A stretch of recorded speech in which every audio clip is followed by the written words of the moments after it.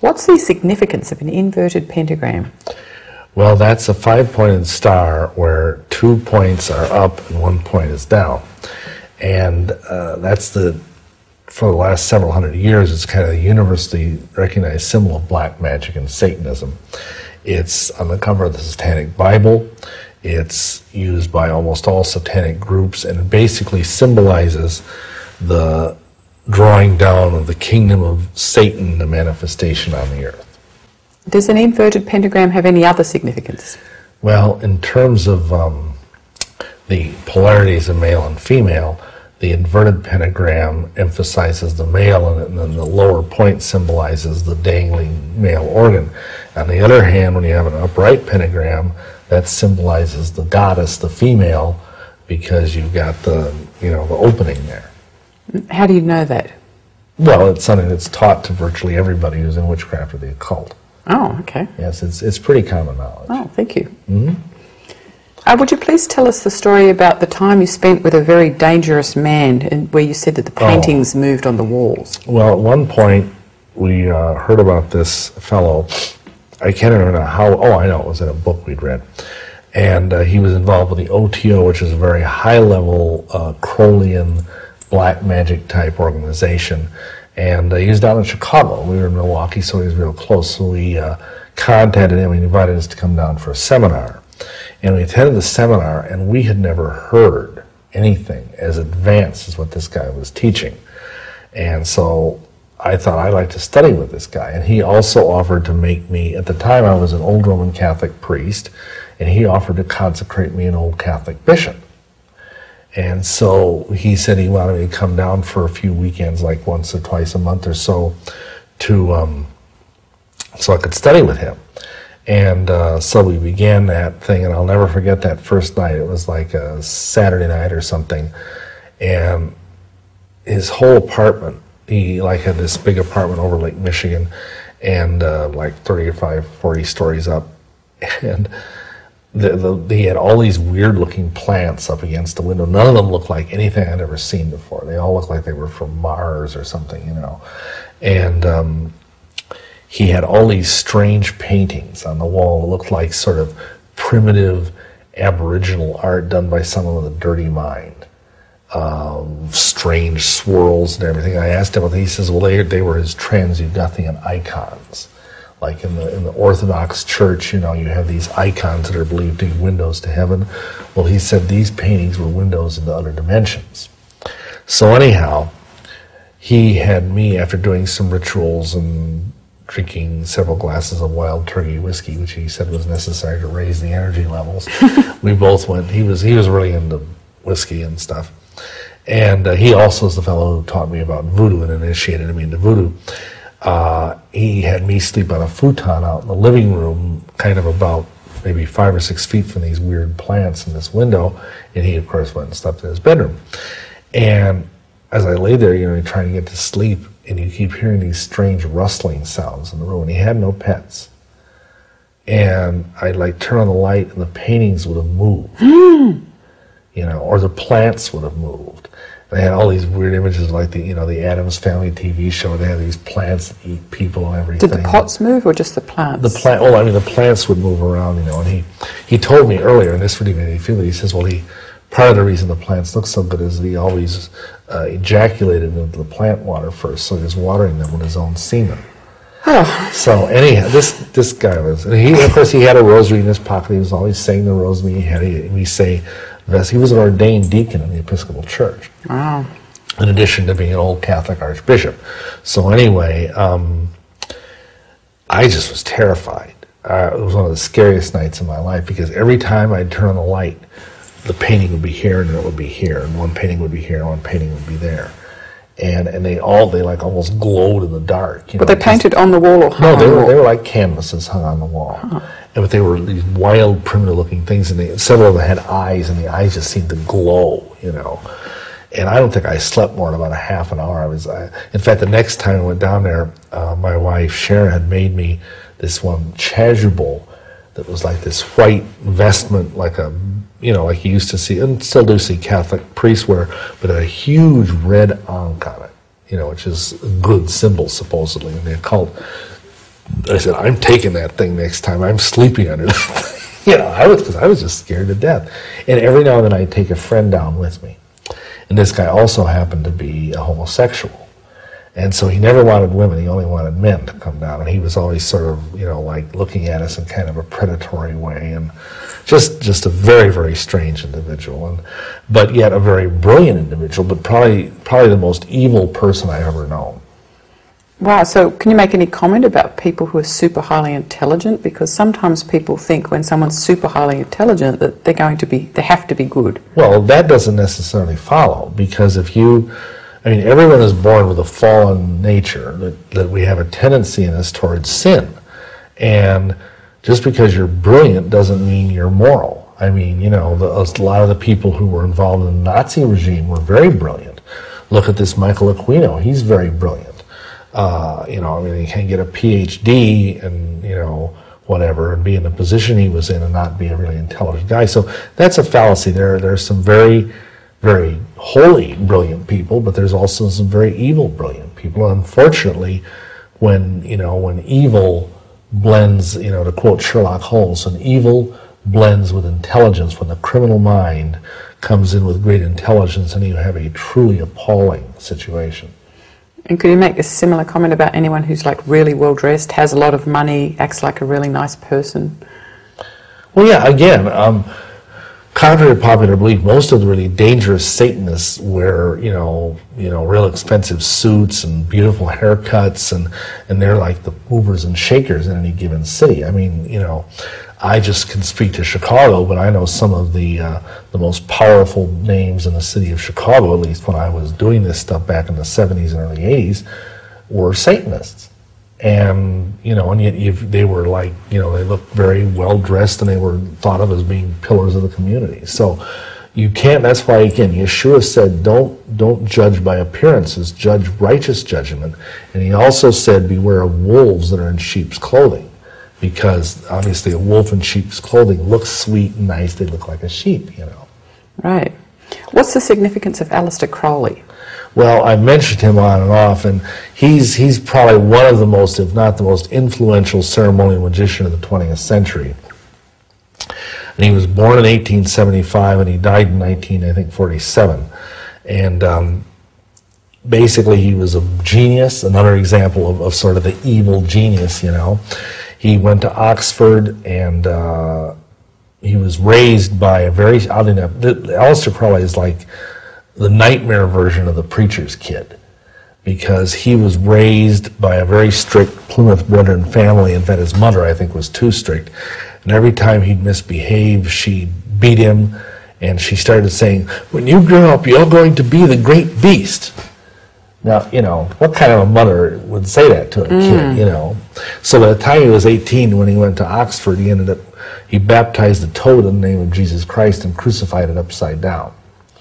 And he went on, and he was like a poet and a mountaineer and a chess master, and he also ended up joining the Order of the Golden Dawn, which was like the central occult society of the late 19th and early 20th century. And he went from there, he married this poor, unfortunate woman, Rose Kelly. I mean, he had like 3 or 4 wives, and all of them were either alcoholics or suicides. But he took her on her honeymoon, their honeymoon, to Egypt. And they went and spent their honeymoon night in the king's chamber of the Great Pyramid, where he reported he saw blue light circulating around the room. And later on, Crowley took her to the Cairo Museum just to see some of the exhibits. And for some strange reason, she was drawn to this one exhibit down at the end of the hall, and it was a stele. And a stele in Egyptian lore is like a big kind of thing that's got writing on it. It looks almost like kind of like the cliche image of the tablets that Moses wrote the Ten Commandments, Yahweh wrote the Ten Commandments on. And he comes down to it, and it happens to be exhibit number 666. And so he felt this is something, like this is a real important, whatever you want to call it, magical coincidence. And so he looked at what this was, and it was the stele of Ankh-Khonsu, who was a priest in some ancient dynasty. And he came to understand at that moment that he was the reincarnation of Ankh-Khonsu.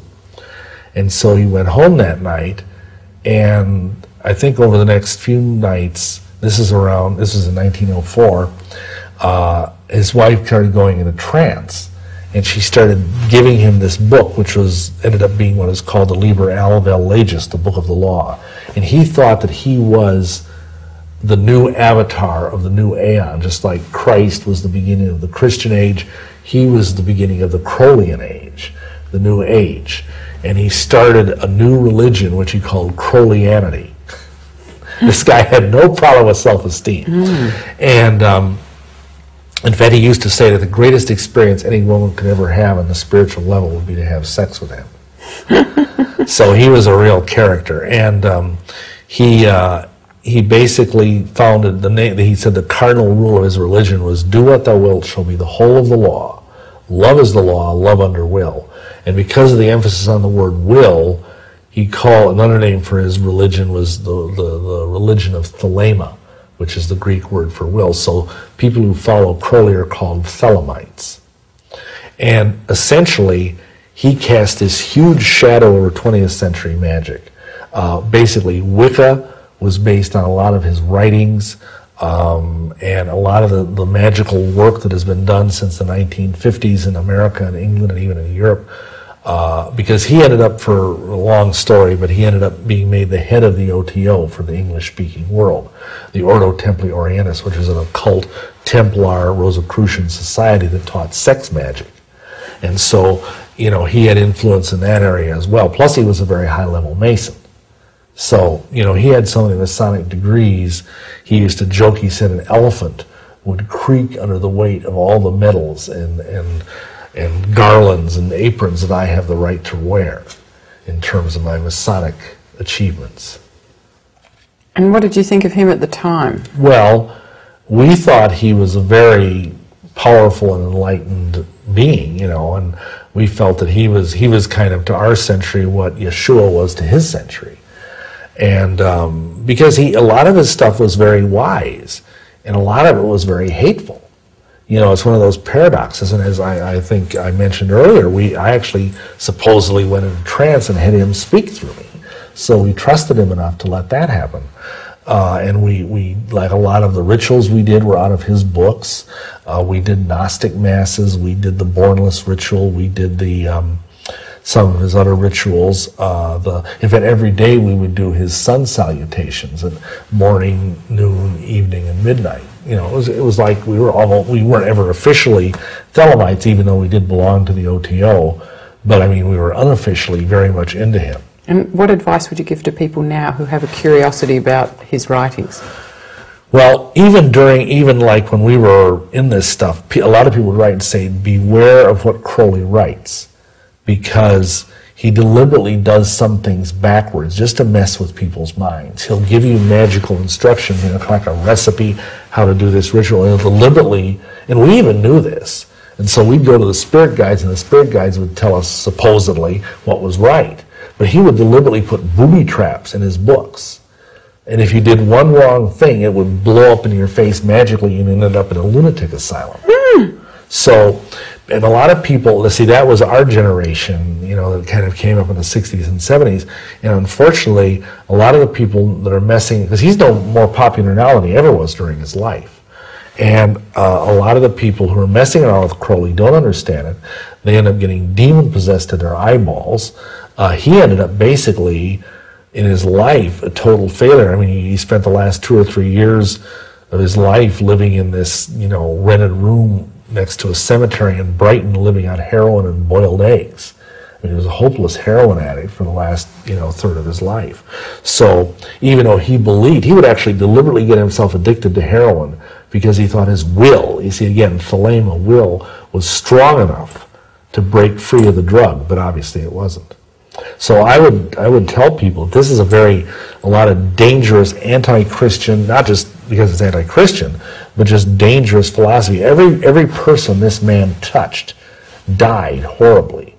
I mean, they either killed themselves, their lives were ruined, they became alcoholics, they became drug addicts. I mean, hardly anybody survived a relationship with Crowley. Only 2 people that I know of, Israel Regardie and Freder Achad. And was because Israel Regardie was a psychiatrist, so he had enough mental wherewithal to withstand the games. Because Crowley would do stuff like he knew, for example, Israel Regardie was Jewish. And Crowley was very anti-Semitic, even though he was into Kabbalah, which sounds really bizarre. And so he'd call him, that stupid Yid, or he'd make all these anti-Semitic remarks, and he just mess with people's heads, and be cruel to them. Whatever he knew was important to an individual, he would attack that and just make total, mush out of a person if he could. He was proud of the fact that he drove people to suicide. Wow. He felt if someone was weak enough, that they would go out and kill themselves, and they didn't deserve to live. Again, he called himself the wickedest man in the world, and was proud of the fact that that's what the London newspapers called him as well. Wow, thank you. For the readers, I was going to give a few quotes from the Satanic Bible to give them an idea how bad it is. So, sure. Give blow for blow, eye for eye, 4-fold and 100-fold. Cursed are the lambs of God, for they shall be bled whiter than snow. Cursed are the feeble, for they shall be blotted out. Thrice cursed are the weak, whose insecurity makes them vile, for they shall serve and suffer. Have you got any advice to people who have a curiosity to read the Satanic Bible? Well, I would say it is certainly one of the most evil books written in the 20th century, and I would advise them to not even read the thing. It's a powerful talisman in and of itself. To even have it in your home is dangerous. We have a copy where we keep it out in like a box in the shed, or something. It's just not a book you'd want to read because it's hateful. It is full of hate. It's full of hatred toward all the unfortunate people of society, hatred toward God, hatred toward people. And I would just say that it's as easy a way of any is to really burn your soul, is to read that book, because it will draw you in. Just like I had never had any. I picked it up because this friend of mine told me to, and I read it. I never had any intention of becoming a member of the Church of Satan, but yet a year later I was in it. A year after that I was a second-degree member of it. So it can draw you in. These occult books have incredible power to pull people in. And people don't realize that that's just a book. So many people think that these days. Yeah. So your testimony is wonderful too. Yeah, it is very, very ruinous, and I would advise everybody to stay away from it. I know it's forbidden or it's evil or it's wicked, so I want to read it. Especially young people tend to think that way. But it'll just destroy your life if you take it seriously. And if you don't take it seriously, why read it? Right. Can you give me some evidence of that reading the Satanic Bible made people more violent? Well, there's been several killers, serial killers, rogue killers, whatever, that have been found, like Richard Ramirez is the best known one, the Night Stalker. who had the Satanic Bible in their possession. Son of Sam comes to mind as well. A lot of lesser, what known just creeps that were out there killing children or women or whatever that had possession of the Satanic Bible. So it's an extremely dangerous book. You said that Satanists think that hell's an okay place, but if some of them finally work out that they actually really are going to get punished for the bad things they've done, why don't they try to leave Satanism then? Well, on the lower level, a lot of them do. I mean, like a lot of Church of Satan members have gotten away from it and gotten saved. But of course, it takes the power of the Holy Spirit, the power of Yahweh Almighty. The higher level ones, even like such as I was, you're dealing with a person who's got a tremendous amount of demonic infestation.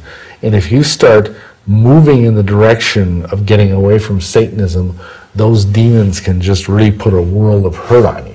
They can control the pain centers in your brain and make you just wish you were dead. I mean, you go towards like reading a Bible or kneeling at the altar or something and praying to be saved. They'll just like make you feel like you've got the grandmother of all headaches.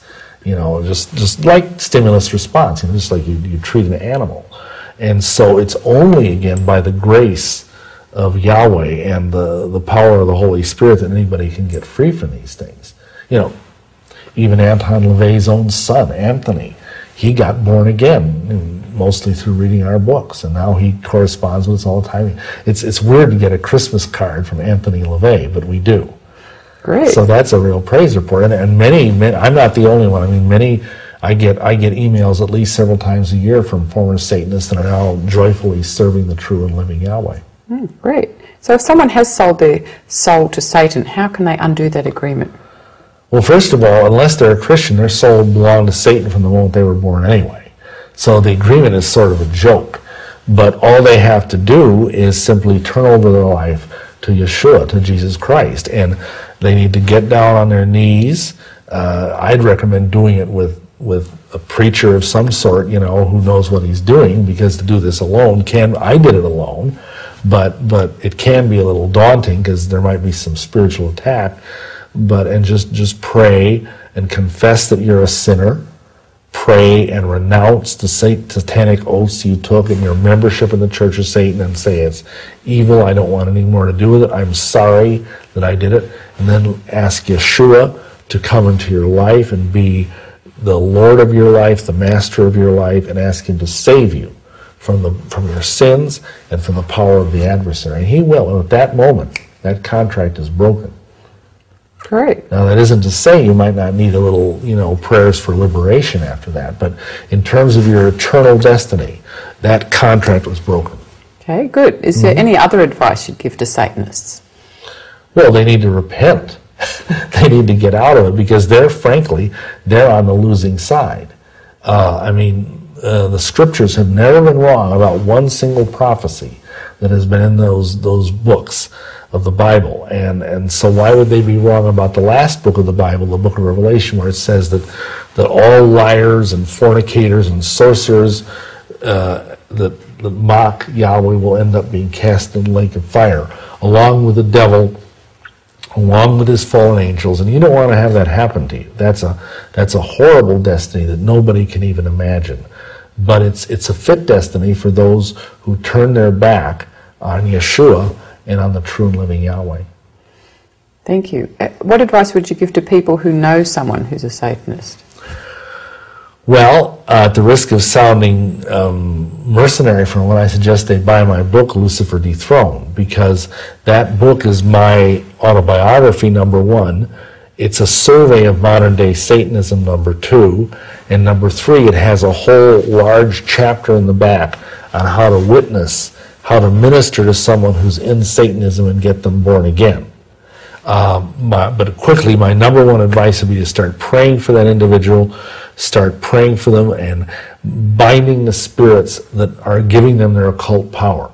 That's the best thing you can do, because if they realize there's a more powerful force than the demons that seem to be giving them their power, it's going to really rattle their cage. And because they've been conditioned by their training in Satanism to want power, even though it's not the immediately best reason, they're going to kind of like turn from Satan and try to figure out, okay, what's making this happen. And they're going to find themselves led to the cross. Let me share one quick thing I heard from Henry Gruver, who's a real prayer warrior. He says what he does when he encounters Satanists or a satanic ritual site, someplace that appears to be being used by Satanists, he'll pray that everyone there, and any Satanists or whatever, witches, druids, whatever, will be confronted with the power and the glory of Yeshua, that they will somehow see it, and that they will either be so awestruck with it that they will bow the knee and worship him as Almighty Yahweh, or else they will flee in abject terror and never come back. That's a good prayer. And does that work? It does. Good. He's dismantled entire networks of black witches over in England by doing that. Great. Thank you. Mm-hmm. What different kinds of magic are there? Well, basically, we touched on this very quickly earlier. There's everything from what is called folk magic, which is very primitive and usually relates to like people that are in sort of developing countries and things like that. And this is stuff like, for example, a farmer and his wife might go out after he's planted the seeds of his crop for the year, and the first night of the full moon, they might go out and make love in the field to give fertile energy to the field to help the crops grow better. That would be an example of folk magic, or various ideas like, you have to, plant potatoes on Good Friday or something, or you have to do this. Farmer's Almanac stuff is part of it. Not that the Farmer's Almanac is witchcraft, but I mean, it's an example of these kind of folksy things that people do. Then there's like what is called cultural spiritism. This is kind of the next notch up. These are more organized groups that are usually part of an ethnic group. The best known would be Voodoo, Santeria, Umbanda, Palo Mayombe. These are all groups that are a mixture of Catholicism and ancient African religions that have sprung up in places like Brazil and Cuba and Haiti, Mexico, places like that. These are very powerful and very dangerous forms of magic, black magic. And then there is what is called witchcraft, which we've kind of already touched on. Then there's ceremonial magic, which is this very high ritualized form of magic. And all of these things, you understand, can either be white or black magic. Although typically, especially the cultural spiritist types, tend to be more black magic. And then there's what is called hermetic magic, which is when you arrive at a level that you can just do purely mental magic without having any props or having to wave around sticks or swords or anything like that. And you just use those three things I mentioned earlier, to be relaxed, to be able to visualize what you want, and then to have the desire or the intent to make it happen. And do they all use demons to give them power, or are there other things that give them power? They don't know, for the most part, they're using demons. I mean, a lot of these cultural spiritists they think they're calling upon ancestors. They think they're calling, like in Voodoo, they call upon the Loa, who are like, ancient gods that have Catholic masks on them. But yeah, ultimately, all these different kinds of magic draw their power from demons or from fallen angels. And how do you know that?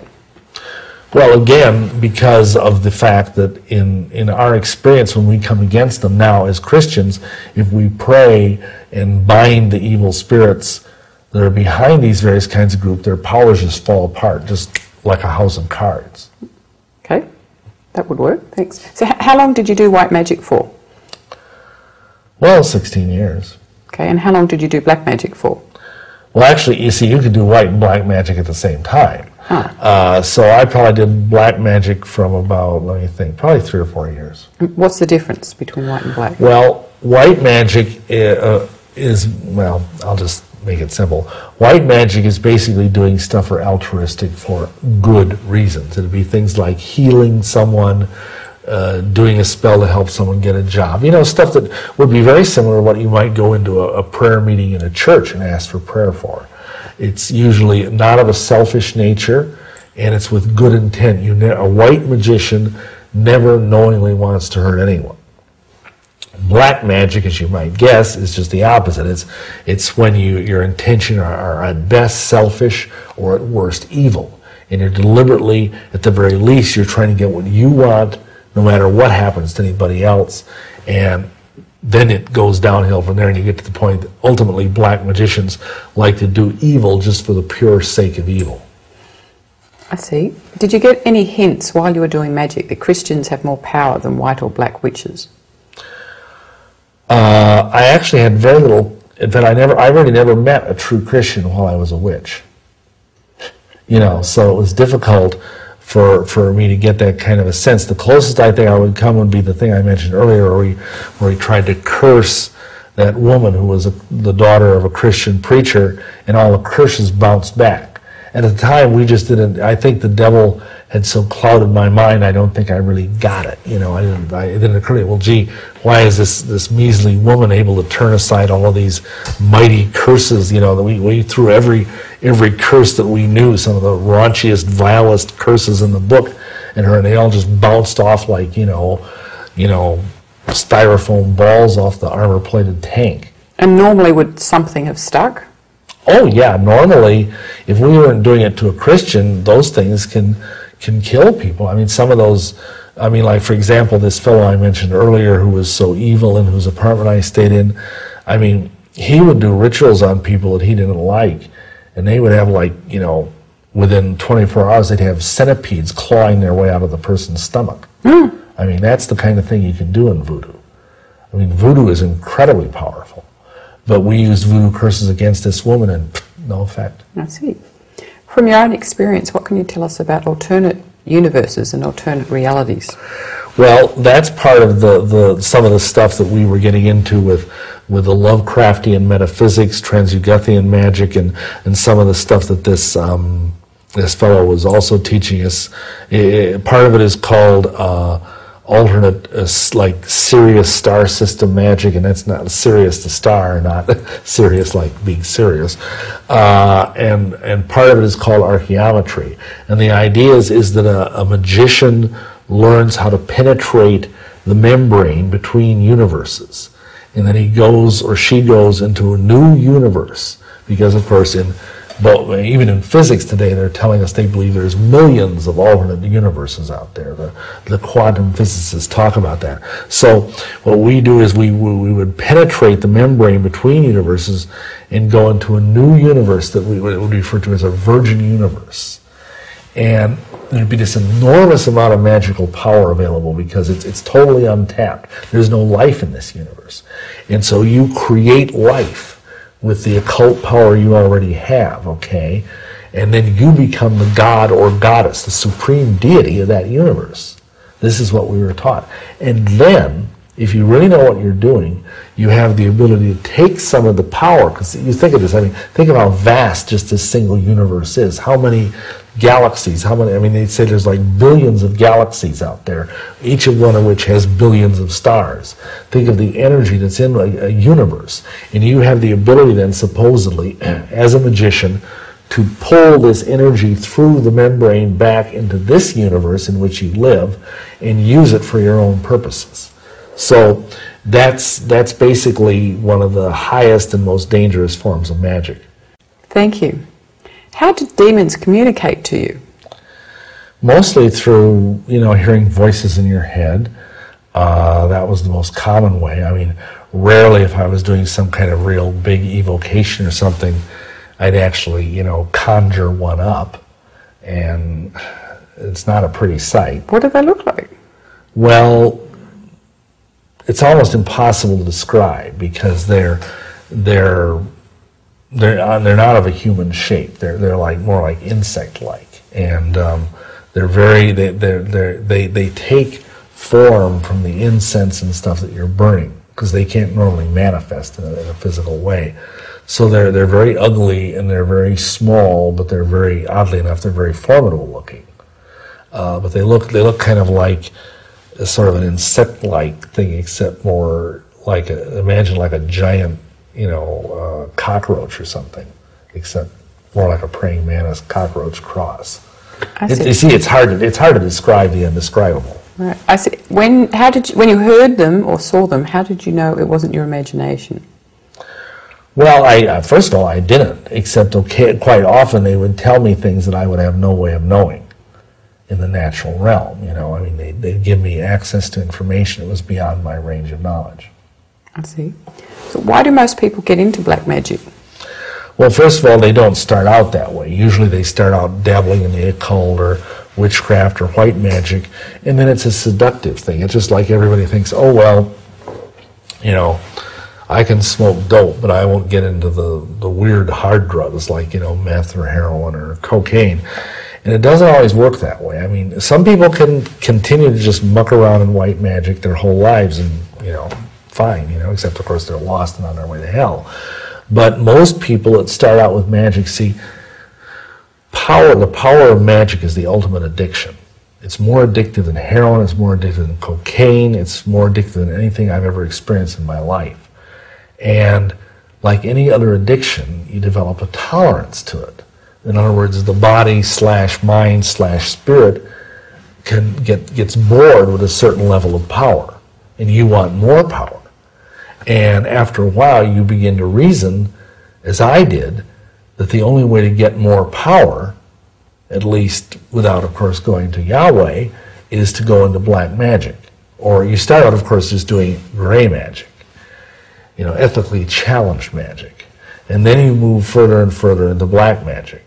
And if you aren't stopped, as I was, by the power of the Holy Spirit, you know, you can end up doing some very, very, very nasty things. And what eventually happened to most of the black magicians you knew? They went insane or they committed suicide, their lives were ruined. Wow. I've heard stories of people finding a magic circle with a lump of what looks like hamburger meat in the middle. Can you tell us what about they are? A failed magical working. By that I mean a magician tried to conjure up some demon, and kind of like the story I told about the garage and the fellow with the magic circle in there who ended up basically getting vaporized. If you do one wrong move when you're doing one of these high-level ceremonial magical workings, you basically end up looking like roadkill. How many times did you know of that actually happened? Well, in my personal experience, only a couple of times, 2 or 3. And friends of friends, how many other times would there be? That was it. That includes friends of friends. Mm-hmm. So it's not like it happens a lot because, frankly, first of all, you got to realize there's not a lot of ceremonial magicians out there. Mm-hmm. I mean, the ratio is probably 100 witches to 1 ceremonial magician. And then there's not, I mean, there's, you know, thousands of witches, but, so, I mean, and then, of those ceremonial magicians, a lot of them never really get many results. I mean, I think I told you about how we did this really elaborate ritual of outrunning the mage and got our holy guardian angel up here and all this stuff, and then we got these talismans and they didn't work. You know, so a lot of times, you know, sometimes the magic works and sometimes it doesn't, right. Used to say.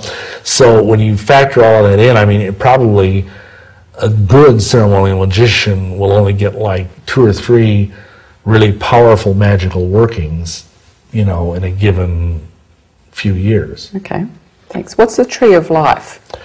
Well, the tree of life is an old thing that is, well, of course, it's even mentioned in the book of Genesis, but it's been used for thousands of years as a symbol of Jewish mysticism in what's called the Kabbalah. And magicians use the backside of the tree of life, which is called the Qliphothic tree. And unfortunately, a lot of occult types have been kind of using both sides of the tree of life and kind of messing around with it and dabbling with it in a way that isn't what the original intention of the ancient Kabbalists was. But what we did is through this alternate universe business and everything, we would enter through dimensional gateways into the backside of the tree of life, the Qliphothic tree, and there we would find these alternate universes. And also there was what was called the Typhonian tunnels, the tunnels of Typhon. And Typhon is the Egyptian destroyer god, okay? And we would use these tunnels to go from universe to universe to universe. And that way we would acquire more and more power. Thank you. What's a Necronomicon? Or Necronomicon. Right. Well, say that again. Necronomicon. Okay. Yes. Well, a lot of people think it's just a fictitious book that a kind of science fantasy horror writer named H.P. Lovecraft made up about 100 years ago. But actually, there really is such a book. It's probably one of the most powerful and dangerous grimoires, that is to say, magical workbooks out there. And it basically goes all the way back to ancient Sumer. And it is rich. It has rituals by which supposedly you can call upon the great old ones and these ancient gods, and blah blah blah. And I'll give you an illustration of how dangerous it is. They about, must be now at least 25 years ago, they published a limited edition of just some of the mildest stuff out of the real Necronomicon in a limited edition book, limited to 666 copies. And oddly enough, it was dedicated, in the front cover it said, the dedication was ad Maiorum Crolium Gloriam, which is a parody of the Jesuit motto, to the greater glory of Crowley. And the fellow that I knew at the bookstore, this occult bookstore in Milwaukee, he said he sold one of these to a very skilled, high-level magician in the community, and the guy took it home, and within 24 hours, his 3-year-old daughter had gone into the bathtub and cut her throat from ear to ear with a razor and killed herself. Wow. So he brought the book back. Wow. The second fellow, another fairly skilled magician, bought a copy of the book. He lived in a high-rise apartment overlooking Lake Michigan. He went home with it. As soon as he walked in the door, he had this beautiful black cat, big, furry black cat.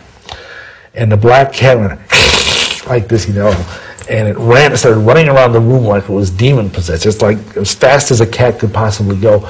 And then, and this is really bizarre if you know how these apartments are concerned, all of a sudden it went like this and shot through the tempered glass window like a cannonball and dropped, 20 or 30 stories to its death. Wow. So he brought the book back. And then we bought it. And for whatever reason, we had it, and we did some of the rituals, and we had some very bizarre things happen, but nothing fatal, nothing that threatening to us. And I believe it was because Yahweh was watching over us. Right. And what advice would you give to people who have an interest in peeping into it? Well, I would say, first of all, it's incomplete. The rituals are all partial because the real Necronomicon is locked up where nobody except very high-level Satanists and the Pope can get at it. There's a copy in the Vatican, I've been told, and there's a copy that I was allowed to copy from, but I was never allowed to have it in my possession. And I understand there's maybe a dozen copies extant in the world. And so, for one thing, the book you're buying, which is available anywhere, you can buy it at Barnes & Noble, it isn't even the real thing. It's just like tiny snippets of it. And secondly, it involves a kind of magic that is so soul-destroying. And so, it's just like your soul withers, even in the presence of that book. It's that evil. Wow. So people shouldn't even open the book if they go past Barnes & Noble? No. Okay, thank you. What do you have to say about Harry Potter? Well, I think that it's a series of books that's highly underrated in terms of the danger. They basically are a witchcraft 101. They teach kids to love sorcery. They teach kids situational ethics.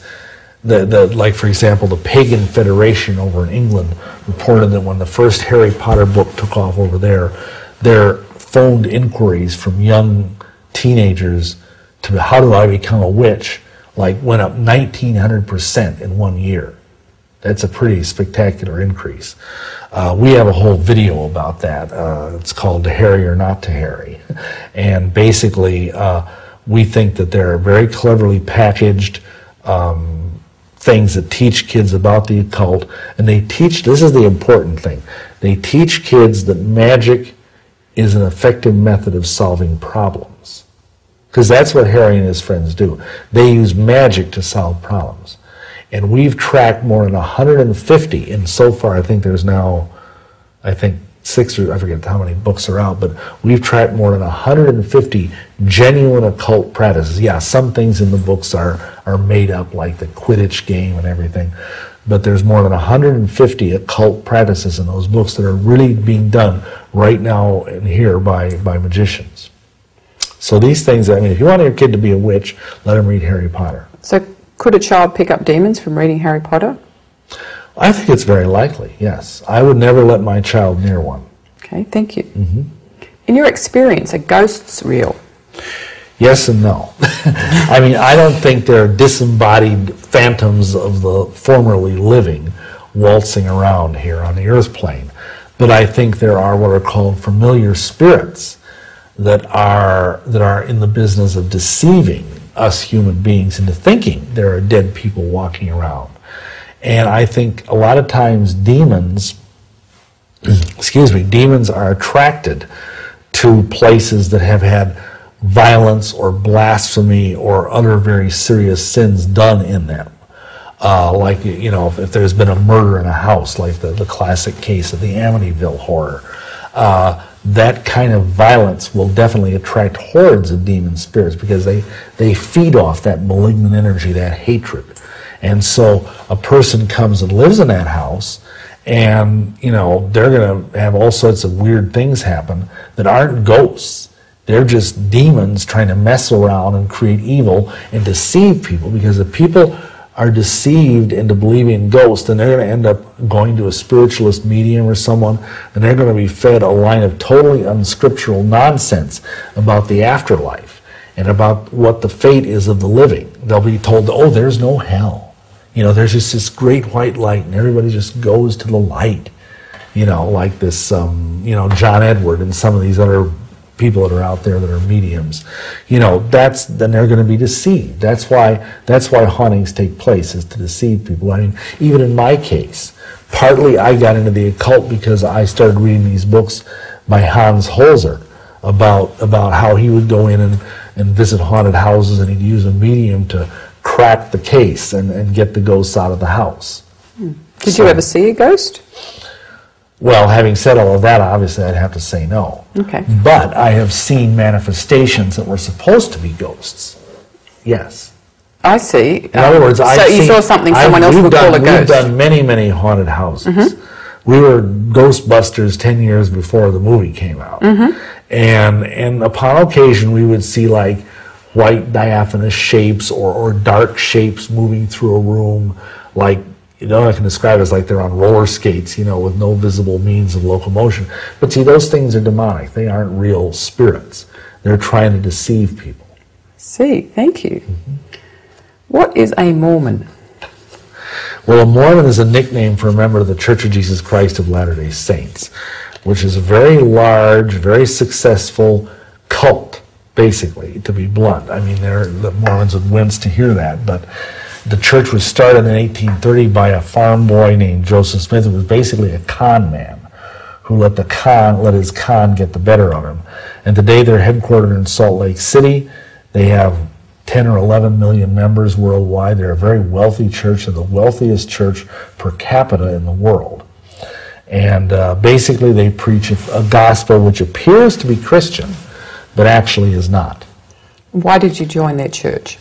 Well, at the bottom of all of this weirdness that I was in, when I was even into vampirism and drinking blood and practicing black magic, a lady started praying for me because I'd sent a check to the Church of Satan.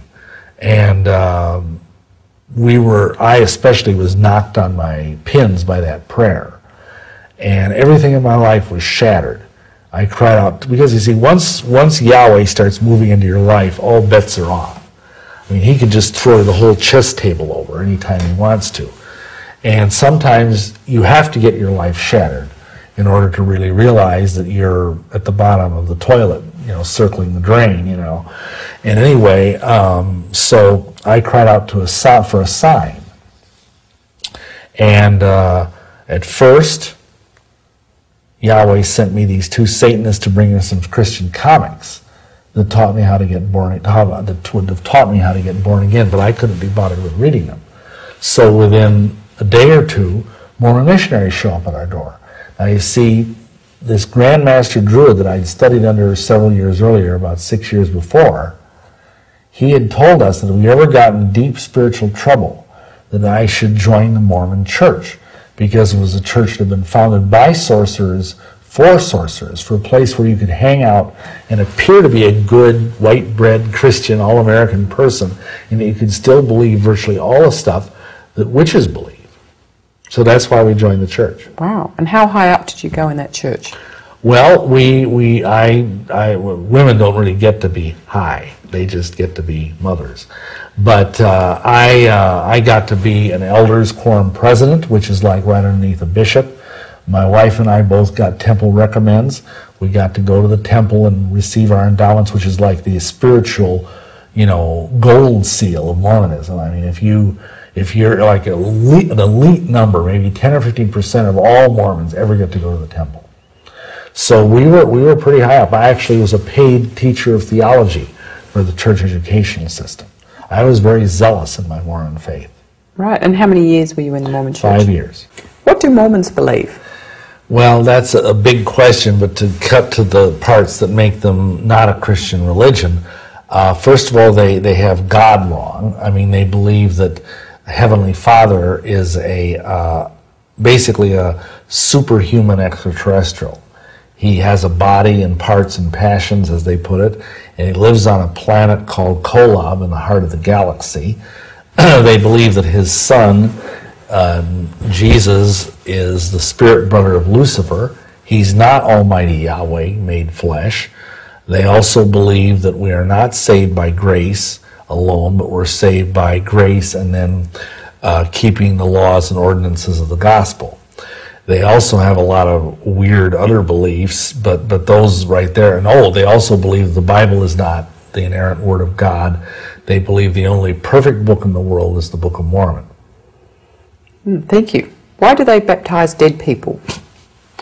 Well, that's one of their beliefs, is that like the Mormon prophet Spencer W. Kimball says that the Mormon church has 3 duties: to preach the gospel, to perfect the saints, and to redeem the dead.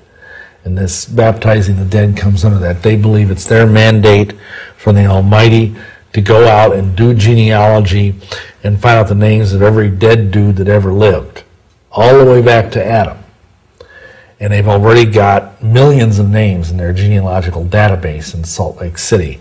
And they believe that they have to baptize all those people by proxy, because they say, well, what if someone lives in, like Tanganyika or somewhere, and they've never heard about Joseph Smith? They've never heard about the glorious restored gospel. How are they going to get to heaven? And they say, well, what happened is that this native African guy is going to die, and somewhere down there, they're going to go into spirit prison, which is sort of like a holding cell. And they'll wait there for a few thousand years until someone finally gets around to doing their genealogy and getting their name, and then they'll go to the temple, and they'll be baptized in the name of, Mugumbo of Tanganyika, and then they'll get an opportunity in spirit prison to accept or reject that baptism. If they accept it, then the prison doors are open and they get to go up to the celestial kingdom. Wow. Do Mormons really believe that they'll become gods? Well, one of the early prophets of the church said, as man is, God once was, as God is, man may become. And it is basically a doctrine of the church that we are gods in embryo, or goddesses in embryo. And every devout Mormon man believes he will be a god someday. And every devout Mormon woman believes that she will be a heavenly mother someday. That they will go off and spend all eternity procreating, and she will be eternally pregnant. And she will have billions and billions of spirit babies. And they will populate their own planetary system with these babies. Now, they don't usually lay this concept on people right away. When they're just investigating the church, they kind of wait in 6, 9, 10 months to kind of let them get acclimated to the church before they dump this on them, because it's kind of wacko. But yeah, that is what they believe. They believe anything less than godhood is damnation. Bruce R. McConkie, who was an apostle, the leading theologian of the last generation, taught that. Wow. What do Mormons think of women? Well, they obviously like them since they marry so many of them. But no, they don't practice polygamy officially anymore. But they basically believe women have their place. They think women cannot hold the priesthood, or they can't hold any ecclesiastical office in the church. Their most important duty is to be pregnant and have lots of babies. Are Mormon women happy with that? Well, some of them say they are. They have their own organization. It's called the Relief Society, which is sort of like a woman's auxiliary of the LDS Church. But there are a lot of Mormon feminists, one of them very shrill, I forget her name, about 10 years ago, who like chained herself to the doors of the Mormon temple in Salt Lake and stuff like that. But most women say they're happy with that. Some don't, and Mormons get divorced just like every other religious group. But they're held over them. They cannot be saved without their husbands. He can choose to leave them in the ground on resurrection morning and not resurrect them, because a Mormon wife is not resurrected by Yeshua. She's resurrected by her husband. So that's my next question. What are the spiritual consequences to a Mormon woman who's single or with a husband who's not a Mormon? A Gentile. That's what they call non-Mormons. They call them Gentiles. In fact, the Mormon religion is the only religion where you can be Jewish and Gentile at the same time. Because if you're not a Jewish Mormon, you're a Gentile Jew. Anyhow, the consequences, if you're a single woman, you cannot achieve the highest degree of glory. You have to be married and you have to have children in order to achieve the highest degree of glory, which means you're going to be stuck in the terrestrial kingdom with all the slackers if you're a single woman or if you're married to a non-Mormon. So basically, a woman is shut out of the highest degree of glory unless she's been married in the temple.